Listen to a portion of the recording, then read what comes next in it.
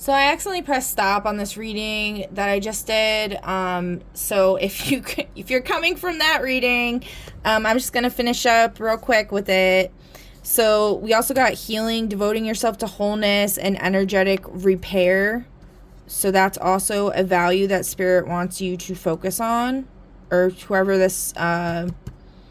You might be the person that's gonna get this diamond ring, marriage, whatever, and the holder of the object. So just talking about the person that's, coming from this succubus energy. So one other thing Spirit wants to bring up is an astrological placement in history. I'm going to do my best to try to figure out what they're talking about. We got Venus and Virgo in the first house. So Spirit's saying the time is now. We have Venus energy, love energy. First house. Venus is like a strong ruler right now with all the astrology going on. Venus rules Virgo. Virgo's about planning, stuff like that. It's saying if this person, the time is now for this communication about their intentions, I guess.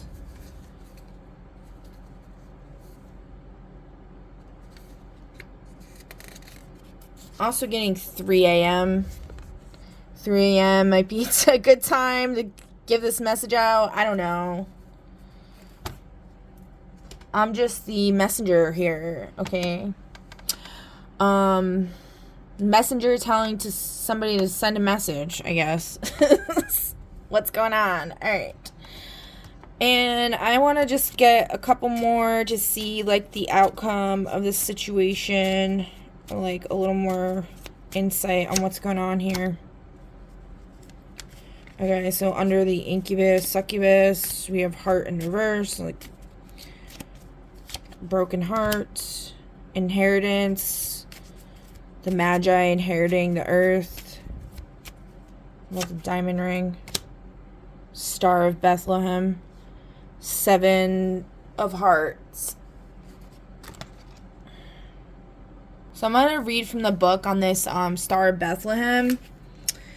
When the chips are down and all hope seems lost, the Star of Bethlehem appears as a beacon in the night sky for those who will follow it out of the valley of darkness. The Star of Bethlehem is the new star appearing in the sky that the 3 magi followed on a long and dangerous journey to the birthplace of Jesus, who was swaddled and placed in a feeding trough or manger. The Star of Bethlehem heralded the coming of God's healing in the person of Jesus, who brought both literal healing and a message of reconciliation everywhere he went. The Star of Bethlehem represents healing, wholeness, restoration, second chances, and love returning. The Star of Bethlehem brings hope, recovery, peace, forgiveness, reconciliation, romance, planning. Oh, there's that plans and planning again. The soul, the Holy Spirit, angels, fame, recognition. Is that restoring one's name? A new chapter, dreams, dreaming, and the night sky. Oh, snap. And then I just pulled from the secrets deck. I was like thinking like about this, like what's going on here. And we got a planned marriage proposal. So somebody might be planning to ask you to marry them, for real.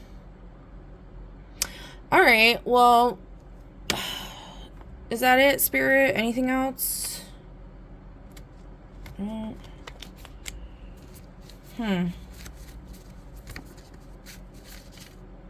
So I'm also getting that this marriage is super important because there's like a lot at stake here with a lot of people involved that are gonna get like a horror story is gonna come out, and it's something with technology involved. A lot of people are gonna get hurt if this haunted object, whatever, doesn't change positions. And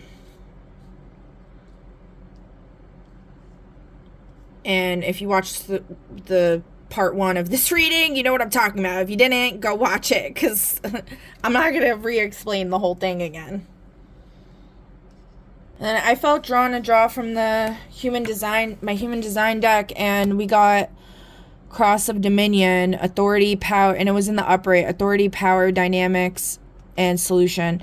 Ra nicknamed the Cross of Dominion the Cross of usurping, because to usurp means to take over, and that fits right in with this. While those with this cross carry a dominating energy, the way that one takes power can be through winning the hearts and minds of others with their enticing solutions. Those with the Cross of Dominion use education, specifically the solutions they provide, to take authority. This can appear as a negative description, but is only negative through the not self.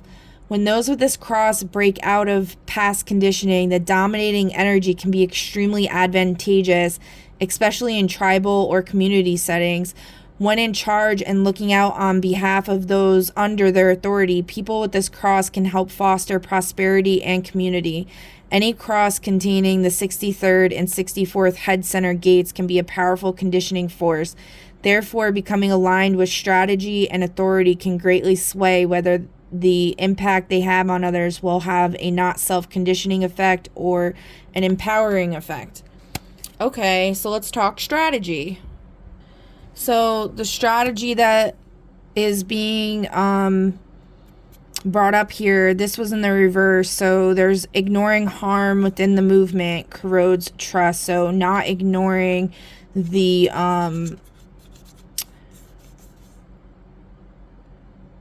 sides that are in the wrong, and that middle path, taking the middle path, standing up against those that are doing wrong, not being prideful and arrogant due to past decisions or allegiances. And so in the upright, this would be address internal grievances transparently to maintain legitimacy. So like with the Magi here in the letter, and then restoring one's name or reputation under it, like I feel like that's pretty obvious what that's talking about there with